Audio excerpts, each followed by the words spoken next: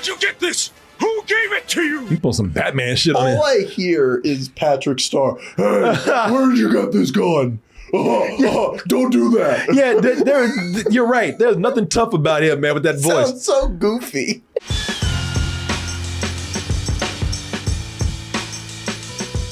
Go ahead and get your tickets for Double Toasted Live in Atlanta. You press that banner right there. It'll take you to x1entertainment.com. And over there you can get your tickets for Double Toasted Live in Atlanta for a night of comedy games and our after party. That's going to be September 2nd. So as I said, we talk about different retro cartoons that have different meanings throughout time. Some of these things might have some special meaning to me. I want to show the younger generation. They might have something special to you. But also there might be episodes where they are special themselves because they were tackling a serious issue, or because they were tackling a serious issue, they might have been banned. And we have one such episode today from a show that came out in 1994, and I think lasted for about 3 years until it was gone. And a lot of you remember this very fondly, Gargoyles.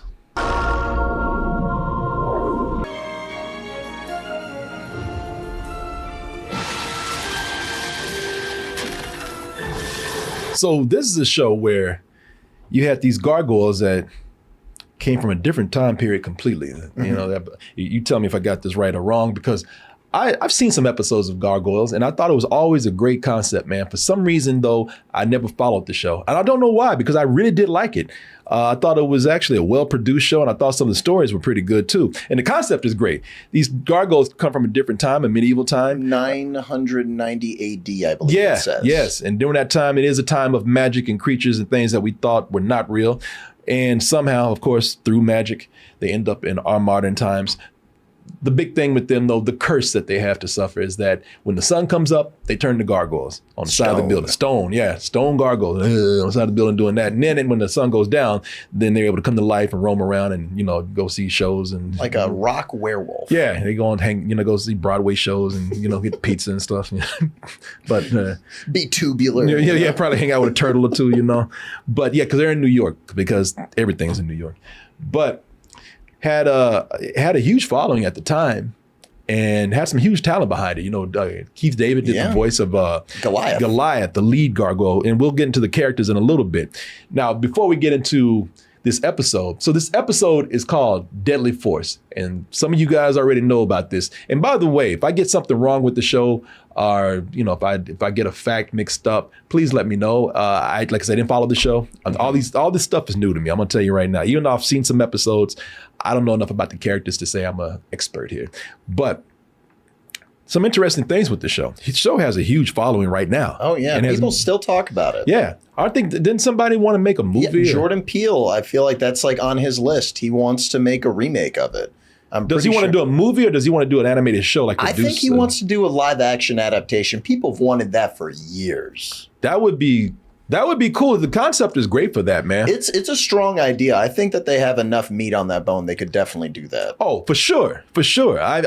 There are so many properties that I wonder why they have not done them already. I know Thundercats is one of them. A lot of reasons why, because these things would be really expensive to produce. Oh, definitely. But why you have to make all these shitty Transformers movies? You got stuff like this, cool things like this just lying there. Yeah. But and it's a twist on, like, you know, these old fantasy ideas that aren't really being used. Yeah. And they could pander to the Game of Thrones audience very easily, because it starts with them fighting Vikings. I did a little bit of research. I watched the first 2 episodes. And you did? Yeah, it starts with them like fighting Vikings, and they're working with a king and a princess or some shit. It was a very successful show. Now, here's a little interesting tidbit. So this show lasted for 3 years, I believe, 1994 to 1997. And people were saying it didn't really dip in quality. Mm-hmm. And it had, you know, it was going very strong in the beginning. So a lot of people wondered what happened with the show to make it get canceled. And I've seen a bunch of theories where they said what happened to the show was this. Was there a model or style of glove that you shipped to Bloomingdale's exclusively? Yes. Bloomingdale's. O.J. Simpson killed the show. What? Yeah. Oh, I did not see this coming. Yeah, O.J. Simpson murdered the show, man. So here's the reason why. Threw a football through that statue. So because of the O.J. trial that was going on at the time, I guess in 96, 97, whatever, they kept doing these updates. And from what I read, the updates were interfering with the show. Wow. So because of that, people just kind of tuned out. Oh, I would have thought that Disney would have just been like, this is kind of dark and doesn't fit like our brand right now. So I don't know away from this. Yeah, I don't know what updates why they would come up in the middle of a kids hour or something. But Yeah. but that's one of the things that I read. Now, I don't know if that's true or not, but I heard that I read in a couple of places that because the OJ trial just kept coming in and interrupting the show. I don't remember that, but I was 6 at the time. Yeah, so. And I don't remember anything like that. I know OJ was popping up everywhere, so it could be true, but I don't know. It's an interesting theory. Yeah, it is an interesting theory. So let's go ahead and get into because it was like I said, it was a well-written show, and sometimes when you write something too well, that means you're not pandering to anybody, and that means that you're not playing the game of the censors, and you're taking risk. And occasionally that will get you banned. And that is what happened with this episode called Deadly Force. Now, the reason why this got banned is because violence and gun violence in particular.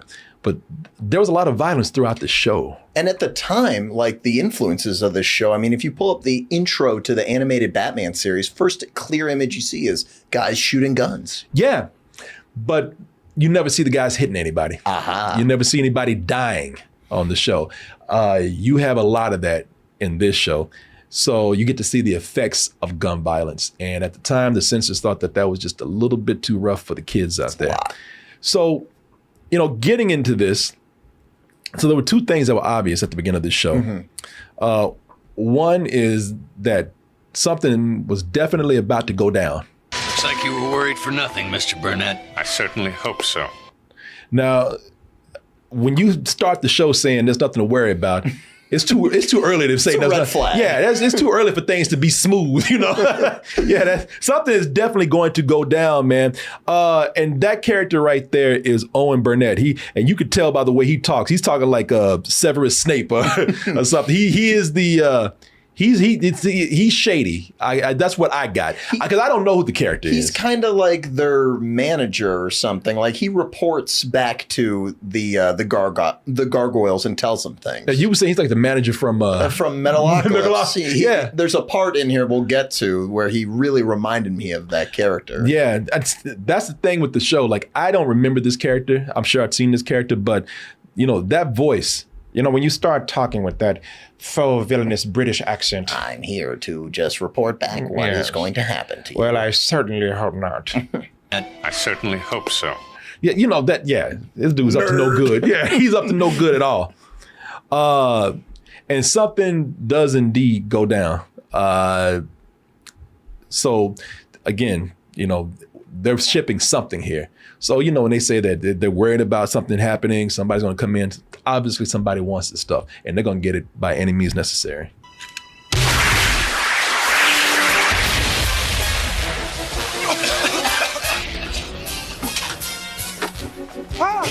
So, man, you know what? Animation is very nice. It's clean. So it's like it's you hit it when you said it was like watch an episode of Batman. Yeah. The animated series. Yeah, for sure. So the animation is very nice. When I was looking at this, I was like, man, for a TV show, the animation is pretty fluid. Now, it's not Disney. No, it's colorful, though, and the colors are crisp. Like, nothing is bleeding out, and they're not skipping frames. Yeah. No, and very colorful violence going on right here. And that's the thing with this, man. So in the beginning, so they're pulling a heist. What's going on is that there's and we'll get into this more, but there's a shipment of weapons being shipped to this dock right here, going into the wrong hands, of course. And so these guys come in and pull a heist to steal all these weapons.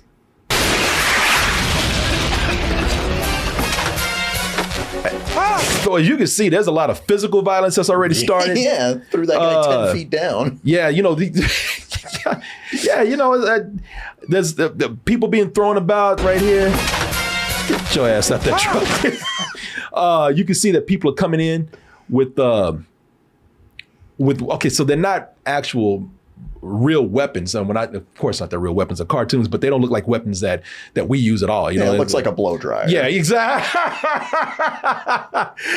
Yeah, no, it does. It's about to shoot out ping pong balls or Nerf objects or something. Yeah, he's got like a fancy super soaker. Yeah, spray painted silver. Yeah, man. You know, they don't look like actual weapons that anybody would use, but they are. They are similar enough to look like guns. So I think that, you know, even starting out, it's a very violent start to the show. So, you know, the censors were probably already on guard when this was going on. Yeah, but it doesn't quite look like a real gun. Not yet, at least. No, not yet. And there's a lot of physical violence that goes on in the beginning of this show. Yeah, and it's great. Give me that shit. Show ass. It's like, whoa! Guy is so confident, man. That's incredible. That's not confidence. That's being an asshole, man. That shit. I mean, he just shoved the guy. That's what reminded me of Metalocalypse. It's like there's random episodes where you see their manager just like fuck people up. Yeah. It was just, you know, that's beyond confidence. That's just being a dick. This guy's like, you know what? I'm not done. Look at that. Smooth with it. You know, they couldn't get too violent because clearly this gas is not effective at all because he took the guy's mask off and the guy's fine. Like that. Oh, there he goes right there. Yeah. I think later on they show that it takes a second. Like there's some soldiers in that scene who start to get woozy from it. Can't make it too serious. I wish that would have been awesome. Just fall down, start having a seizure. Yeah. It's not that crazy, but it's effective. But this violence is tame to, you know, compared to what's about to happen in the show. So we quickly meet the villain of the episode, who was a guy named Tony Dracon. Typical villain. You know, he's got that laugh. And a unibrow. And even gave him that sleazy unibrow, man. Look at that. I like the way the unibrow just a squiggly line. Yeah. Got that lip. Even got that rat mouth. Also, we meet the heroes of the show, the Gargoyles, and them boys. I forgot what they were all named until right now, because it was cool that most of them are named after streets in New York. Now you got Goliath, who's named Goliath because, you know, he's a leader of the group, who's voiced by Keith David. But then you got Hudson, Lexington, Broadway, Coldstone, and Demona. Coldstone, I guess he's named after a ice cream place or something. But in Demona, who's not in this episode here. And as we told you when we were looking at the intro to the show, they awake from their slumber whenever the sun goes down. See you later, guys. And make a shitload of noise when they do it, man. Like, that's supposed to be hidden, but you know all of New York heard that shit. Well, they're actually really, really high up there. Okay. They're really high up there because, like, when in the first episode they said, you will be in stone until you're high in the clouds or something. And then the rich guy who brought them there brought them up really high and brought the castle there. That's why it looks so crazy. Okay, so that's why they're able to avoid humanity. But they're still dropping rocks on people. Like, they're shedding their skin. I'm sure they got to take a shit every now and then. So Lay down a rock log. Yeah, probably dropping shit like birds. These are gargoyles. They're up this high because they're supposed to be hidden from, you know, humanity. But then one of them wakes up, and I believe it's Broadway. Broadway's the pudgy green one. He just gets up and just leaves by himself. See you later, guys. Always got plans. Yeah, well, you know he's gonna something up. Like this is what I thought. Like, why did they let this man go off by himself? You know, because when you look at him, first you got that goofy voice. See you later, guys. I'm like, oh, he's about to something, man. Nah, man, he's just going to the movies. Yeah, sure, all right. You know, and they want you to know that he's about to go and mess something up because they put some heavy foreshadowing in. Oh yeah. Where's he off to in such a rush? He's going to see Showdown again. Showdown? Yeah, it's a new Western. Great movie. We all saw it the other day. You know, cowboys, horses, guns. Guns. So they are putting heavy. Yeah, right back at you, man. Yeah, so they put heavy foreshadowing right here, man. Now after we meet our heroes right here, enter another another protagonist, Eliza. Eliza, another show lead right here. She's a tough cop who's, I guess, best friends with the Gargoyles. Yeah, she's like their what's it called? Gordon, Commissioner Gordon. Commissioner character. Gordon. Yeah. She knows their secret. She's the only one that they trust, the Gargoyles. And when she comes in with dialogue that we hear in every cop show or movie. You know, when you got the tough cop talking about bringing the big criminal down. Look, just get me a warrant and I'll drag that piece of pond scum back here and... We've got no evidence. He's bulletproof. You know, so even though the shows were written well for kids, I mean, still not the greatest dialogue all the time. There were 2 women cops discussing it, which, hey. That's true. Very progressive for the time. That's true, man. That is very true. She's trying to, of course, you know, she said trying to bring this guy down. They're talking about unibrow dude, Tony Dracon, whatever his name is. Dracon. And so Tony Dracon's the one that stole these guns. He's trying to put them out in the street, trying to get them to a buyer with the right price, as most of these criminals do. Mm-hmm. And so, you know, they already have a lot of guns in this episode.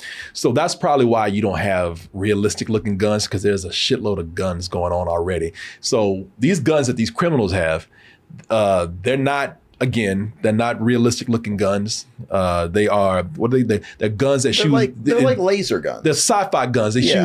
They shoot off invisible photon beams.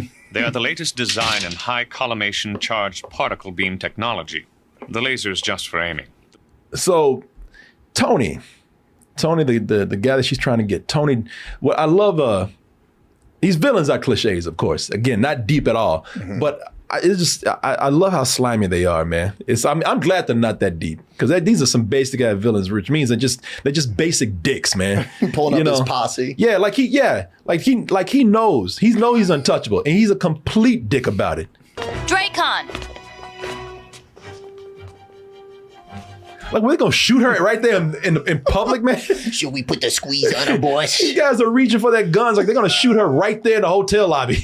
Even the guy behind who he can't see is like, should I do it? Yeah, everybody just want to we'll kill this bitch. You said a word, boss. Yeah, man. All of them reaching for this chick, man. What I love in this scene too is that she tries to confront him, and he's like, you can't touch me. I got an alibi. Good luck, cop. And then to really, rub it in her face, he gets his boys lined up so they can all pass by her and give her a look. One of them almost flips her off. An alibi then. I was with these guys. We were out doing the town. You. Finger. And yeah. And if this wasn't a kid's show, you know which finger I'd have up. Yeah. You know that's supposed to be another finger right there. I replayed this scene a bunch of times. I was like, never done that before. Don't you give me the point. Broadway, the Gargoyle, he's going to see this movie called, what was it called? Shootout or something like that. He's going to see this new Western, even though it looks like an old Western because it's black and white. I don't know if they shot that for artistic purposes like that or something, but we're getting too deep. Yeah. Anyway, he goes to see this new Western shot in black and white. And this is where the real questionable violence starts.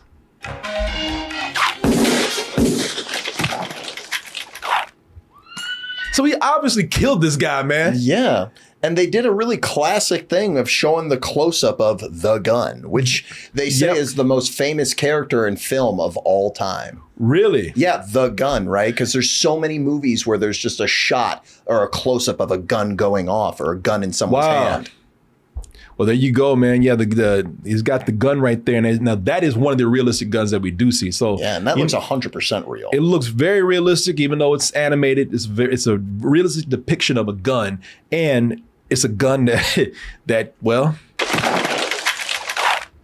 killed a guy. I mean, them toes are pointing up straight, Wicked man. Witch of the West style. Yeah. And so between the real depiction of a gun and a real, a gun that looks real that kills somebody, I'm sure the censors are like, well, okay, what the y'all doing, man? This is where they're pushing it. Yeah, this is where they're pushing it. I'm sure this is where the censors started to get nervous. But for Broadway, that's the coolest thing he's seen. Whoa, I want to be just like that guy. He saw that guy and he's like, whoa, cool.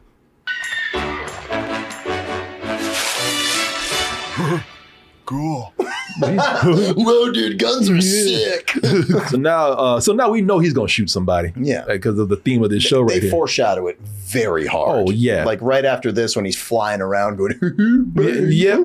Oh, that's right. I forgot to put that clip up, but he's riding around looking at everybody on the street. Bang, got you. Bang, got. So then, while he's all hyped up and hopped up on gun violence, he goes over to Eliza's house, which we know something bad is going to happen when he gets there, which is too bad because it looked like she was about to give him some ass.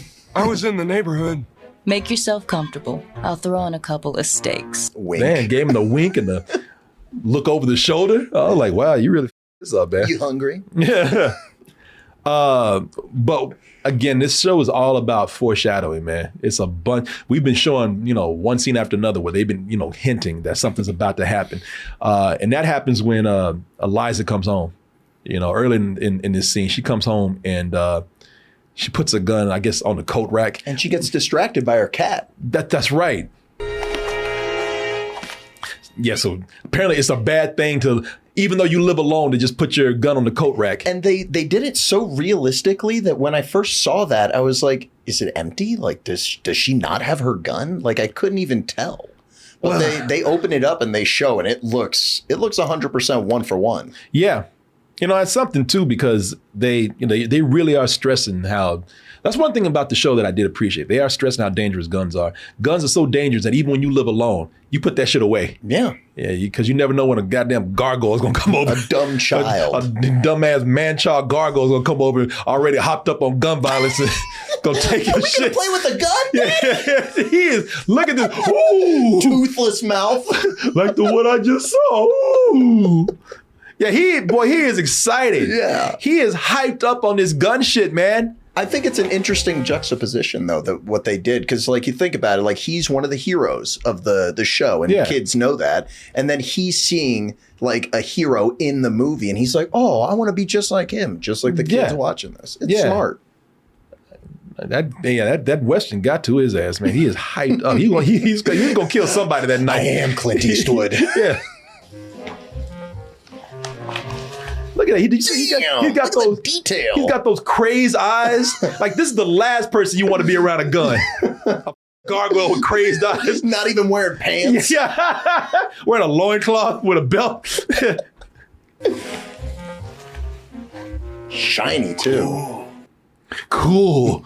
Yeah, and he, when he gets that gun, immediately starts around. Let me see here. He pulls the moment he gets that gun, he's pointed at everything.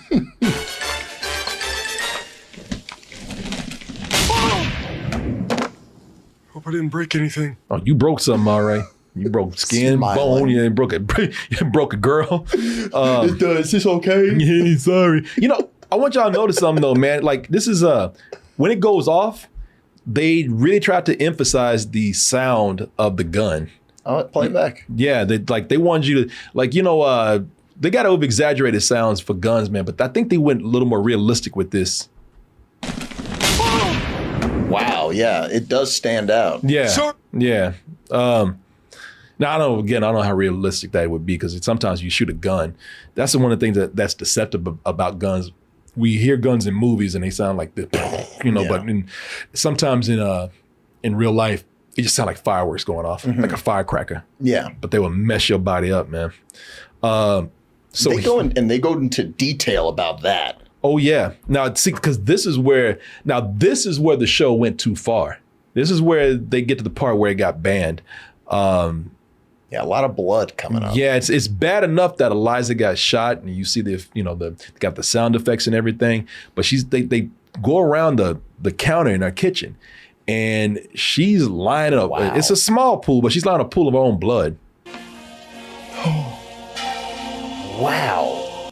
Yeah. I didn't even notice that. Yeah, man. They have it lying in a pool of her own blood, and you're not supposed to show blood in these shows. And here's another messed up thing.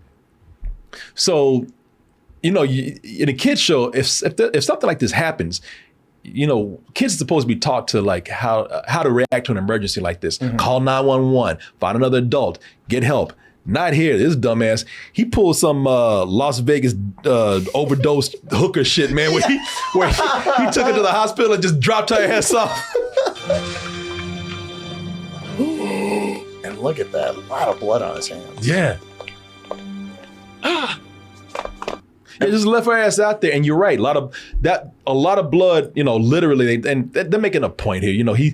Her blood is on his hands. But the funny thing about that is when in the first episode when they introduce Goliath, a Viking is striking him with a sword and he grabs it, and you see a little blood come down his hand. Really? Yeah, in the first episode. So they established that these guys do bleed too. So they probably. Now I don't know about that first episode. I wonder if they cut that out.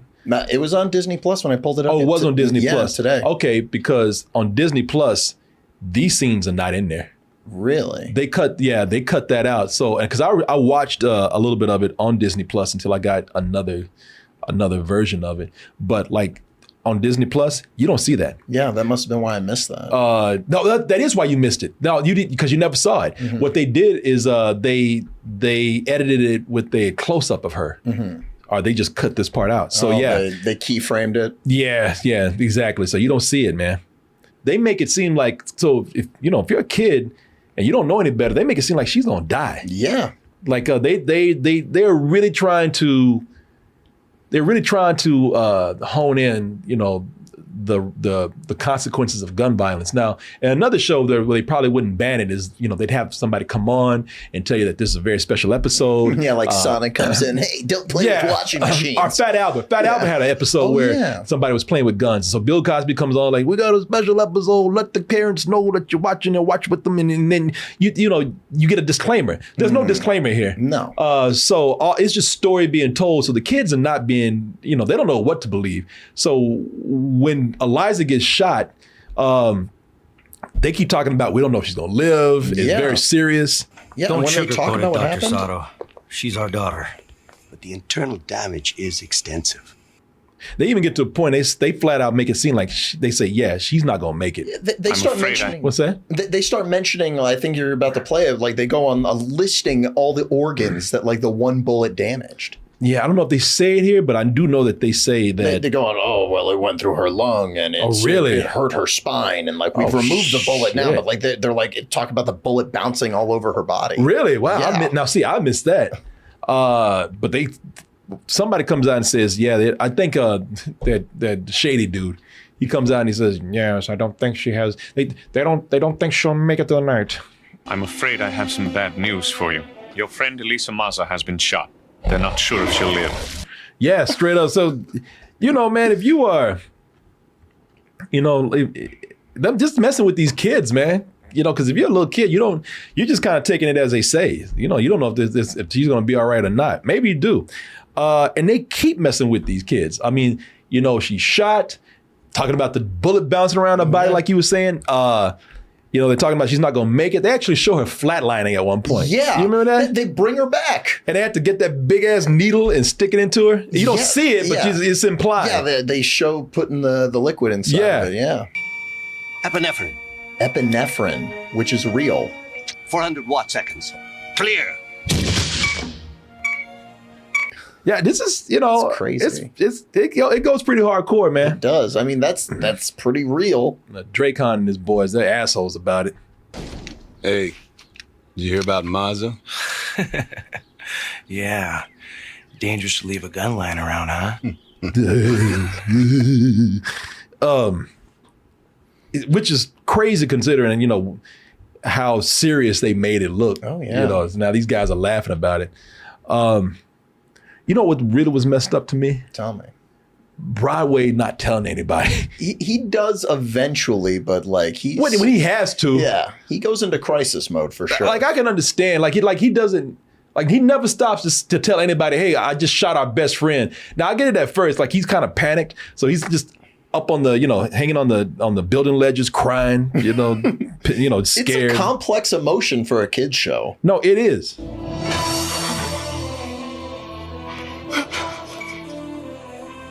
And so, he's going, I know, man. Like tube in her nose. Yeah, they go through all these images. He's crying, and then they cut to her with a tube in her nose, dying.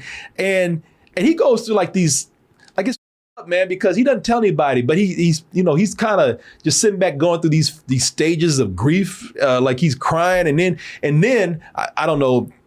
instead of, again, telling somebody that, I shot our best friend, so, we can, there won't be any confusion with this and we could probably help. No, he goes out and tries to be a vigilante. He's not, instead of like telling people I shot somebody, he's out there trying to stop other people from shooting other people. What's this? A new kind of gun? Where did you get this? Who gave it to you? You put some Batman shit on it. All I hear is Patrick Starr. Hey, where did you get this gun? Don't do that. Yeah, you're right. There's nothing tough about him, man, with that voice. Sounds so goofy. He's with, he's not telling anybody what he did, but he's out there trying to like make himself feel better somehow. And again, to the point of it, the show being really grounded, when the guy tells him where it's from, he mentions Canal Street, which is a real place where you can, back in the day, you used to be able to buy shady things. Really? Yeah. I thought this was cool the way this took a turn, because when Broadway doesn't tell Goliath that he shot Eliza, now you get Goliath getting the wrong news, getting the wrong info about how this went down. Our guess is one of Dracon's men broke into her apartment later and shot her with her own gun. And this is a pretty impressive episode, because not only are they tackling gun violence, but now they're also tackling the issues of revenge and vigilante justice. Because now Goliath heard, he's like, well, I'm gonna kill this man. Yeah, his link to the inside is hurt, so he has to listen in. Yeah, it's not, because now he vows revenge, which means he's gonna kill this dude. Don't give up. Come back to us. Know that I will finish what you started. I will find the man that did this to you, and I will make him pay. Oh, he's serious because his eyes went white. Yeah, with my Batman eyes. You got the Batman eyes. Yeah. That is if he can catch Tony first, because Tony got. It's a slippery little rat. Yeah, he got those GTA skills, man. Oh yeah, that's right.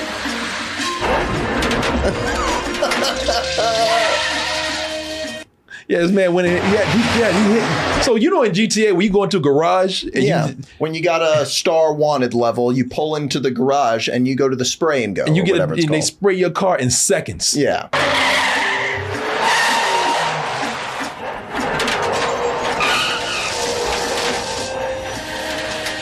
Zero stars. Okay. Now it is the same car, right? Yeah, okay. Yeah. Because I thought they spray painted it, man. Yeah. It kind of looks like, because you see one white car and then it comes out black. Yeah. It's like, hold on. Yeah. I'll tell you this though. So everything starts to go down now. Goliath thinks that Tony did it. He knows where Tony is. Tony's getting ready to make the big gun deal. They're in a warehouse. And whenever somebody's in a warehouse in these things, this shit's about to happen. So and it is a cool scene when Goliath decides to retaliate. All of them.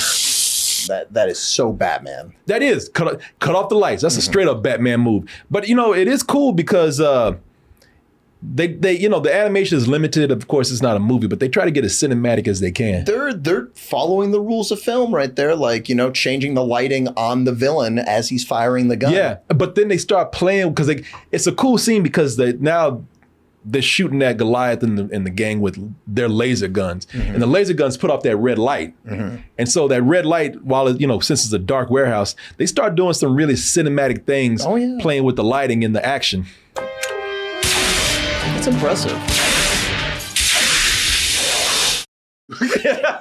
That would scare the shit out of me. Scared the shit out of this guy. Look at this.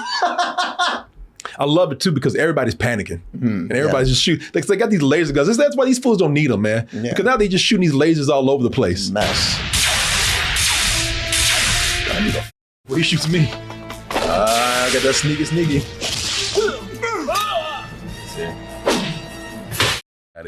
Damn, he was like bent down like he was gonna take a shit on that guy. I just noticed that. Like that sexual tail movement, and then like he's like he sure did. Yeah, take that. Wipe my ass.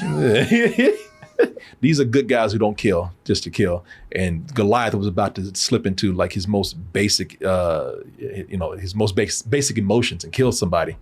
You are the one who shot Elisa Maza. Elisa will have her revenge through me. But he didn't shoot Elisa.